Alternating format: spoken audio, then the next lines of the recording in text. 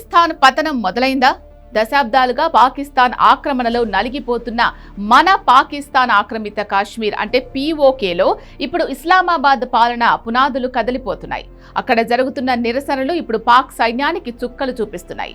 చరిత్రలో ఎన్నడూ లేని విధంగా పీఓకేలోని అత్యంత ప్రభావవంతమైన ప్రజా ఉద్యమ నేత సర్దార్ అమన్ ఖాన్ పాకిస్తాన్ ఆర్మీ గుండెల్లో ఈటలాంటి నిజాలు గుచ్చారు. మా చేతుల్లోకి తుపాకులిచ్చి మమ్మల్ని ఉగ్రవాదంలోకి నెట్టింది సాక్షాత్తు మీ పాకిస్తాన్ ఆర్మీయే.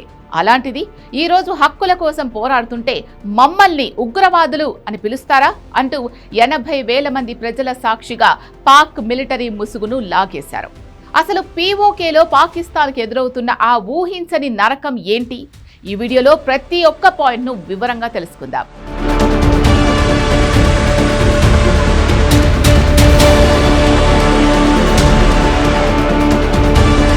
పీఓకేలో పాకిస్తాన్ ప్రభుత్వానికి వ్యతిరేకంగా సాగుతున్న ప్రజా నిరసనలు ఇప్పుడు నెల రోజులకు చేరుకున్నాయి. ఈ నేపథ్యంలో రావాలా కోట్ ఈద్గా మైదానంలో జాయింట్ అవామీ యాక్షన్ కమిటీ ఆధ్వర్యంలో ఒక చారిత్రాత్మక బహిరంగ సభ జరిగింది. ఈ సభకు దాదాపు 80,000 మందికి పైగా స్థానిక ప్రజలు హాజరయ్యారు.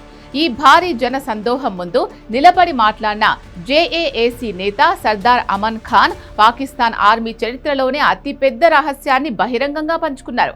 ఆయన ఏమన్నారంటే, గతంలో కాశ్మీరీల చేతుల్లోకి తుపాకులు వచ్చింది మేం కొనుక్కుంటే కాదు, ప్రతి ఒక్క కాశ్మీరీ చేతికి గన్స్ ఇచ్చింది సాక్షాత్తు పాకిస్తాన్ ఆర్మీయే. మొత్తం పాక్ సైన్యం కలిసి ఇక్కడ ఉగ్రవాదాన్ని పెంచింది. కానీ ఈరోజు మా హక్కుల కోసం, మా పొట్టకూటి కోసం మేం రోడ్లెక్కితే మాపైనే ఉగ్రవాదులు అనే ముద్ర వేస్తారా? మీ కపట బుద్ధిని ఇకపై సాగనివ్వం అంటూ గర్జించారు. అమన్ ఖాన్ మాట్లాడుతున్నంతసేపు అక్కడ ఉన్న 80,000 మంది జనం చప్పట్లు, కేకలతో పాక్ ప్రభుత్వానికి వ్యతిరేకంగా నినాదాలు చేశారు. అమన్ ఖాన్ కేవలం ఆర్మీని మాత్రమే కాదు, స్థానిక పాక్ సివిల్ అడ్మినిస్ట్రేషన్ ను కూడా గట్టిగా నిలదీశారు. పాకిస్తాన్ అధికారులు తెర వెనుక ఉగ్రవాద సంస్థలతో ఎలాంటి డీలింగ్స్ నడుపుతున్నారో సాక్ష్యాలతో సహా బయటపెట్టారు. ఈ ఏడాది ప్రారంభంలో రావాలా కోట్ నగరంలో అంతర్జాతీయంగా నిషేధించబడిన జైషే మహమ్మద్ ఉగ్రవాద సంస్థ ఒక బహిరంగ ఈవెంట్ ను నిర్వహించింది. ఆశ్చర్యకరమైన విషయం ఏంటి అంటే, ఆ ఉగ్రవాద ఈవెంట్ కు రావాలా కోట్ డిప్యూటీ కమిషనర్ స్వయంగా అధికారిక అనుమతులు ఇవ్వడమే కాకుండా ఉగ్రవాదుల రక్షణ కోసం పాక్ పోలీసులతో భారీ సెక్యూరిటీ అరేంజ్మెంట్స్ చేయించారు. ఆధునిక అసాల్ట్ రైఫిళ్లు, కత్తులు పట్టుకుని ఉగ్రవాదులు నగరం నడిబొడ్డున ర్యాలీలు తీస్తుంటే పాక్ అడ్మినిస్ట్రేషన్ వారికి వందనాలు కొట్టింది. శాంతియుతంగా నిరసన తెలిపే మాకు జైళ్లు, సమాజాన్ని నాశనం చేసే ఉగ్రవాదులకు విఐపీ ప్రోటోకాలా అంటూ అమన్ ఖాన్ ప్రశ్నించడం ఇప్పుడు అంతర్జాతీయంగా చర్చనీయాంశమైంది. ఇప్పుడు ఈ తిరుగుబాటు కేవలం ఉపన్యాసాలకే పరిమితం కాలేదు. పాకిస్తాన్ ప్రభుత్వానికి జేఏఏసీ నాయకత్వం ఒక తీవ్రమైన అల్టిమేటం జారీ చేసింది. తాము ప్రతిపాదించిన 38 అంశాల డిమాండ్ చార్టర్ను పాక్ ప్రభుత్వం వెంటనే టేబుల్ పైకి తెచ్చి చర్చల ద్వారా అంగీకరించి అమలు చేయాలని డిమాండ్ చేశారు.